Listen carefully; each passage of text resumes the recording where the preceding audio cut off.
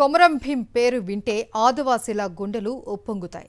జల్ జంగల్ జమీన్ అంటూ నిజాం సైన్యంతో పోరాడిన వీరుడు కొమరం భీం. ఆ వీరుడు దేనికోసమైతే పోరాడాడో ఇప్పుడు ఆయన కుటుంబానికి అదే లేకుండా పోయింది. ఉండేందుకు ఇల్లు కూడా లేని కొమరం భీం కుటుంబం ఉపాధి హామీ పనులతో జీవితం వెల్లమారుస్తోంది. ఆదివాసీల హక్కుల కోసం పోరాడిన యోధుడు కొమరం భీంకు తెలంగాణ చరిత్రలో ప్రత్యేక స్థానం ఉంది.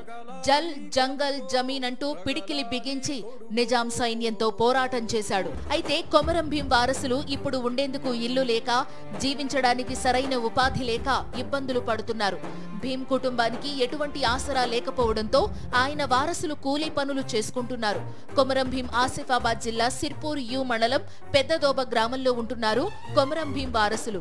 కొమరం భీం మనవడు సోనేరావు ఆర్థిక పరిస్థితి దీనంగా ఉంది. జీవనోపాధి కోసం ఉపాధి హామీ పనికి వెళుతున్నారు. సోనేరావుతో పాటు ఆయన భార్య కూడా 15 రోజుల నుంచి ఉపాధి హామీ కూలీ పనులు చేసుకుంటూ జీవిస్తున్నారు. గతంలో రాష్ట్ర ప్రభుత్వం 5 ఎకరాలు సాగు భూమి ఇచ్చిందని సోనేరావు చెబుతున్నారు. కానీ తలదాచుకునేందుకు ఇల్లు లేదని వాపోతున్నారు సోనేరావు. సొంత ఇంటి కోసం ఎమ్మెల్యే, కలెక్టర్కు దరఖాస్తులు ఇచ్చినా ప్రయోజనం లేకుండా పోయిందని ఆవేదన వ్యక్తం చేస్తున్నారు.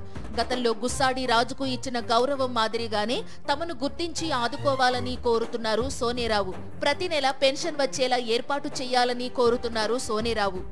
మాకు రైతులు కల్పు ಇದು ಉಪಾಧಿ ಕಲ್ಪಿಸಿಕುನು ಮಾకు ಸಿಆರ್ ಇಂಜರೆ ಸಮದಿರಿಗೆ ಮತ್ತರು ಕೂಲಿ ಕಾಮ್ಕಿ ವಲಿರ್ಕುನು ಸಮದಿ ಕೇಂದ್ರ ಗವರ್ನಮೆಂಟ್ ಆಯಿ ಸೆಂಟ್ರಲ್ గవర్నమెంట్ ఆయి ఊరుకును నన్ను 10 బొట్ట సమదిర్కును.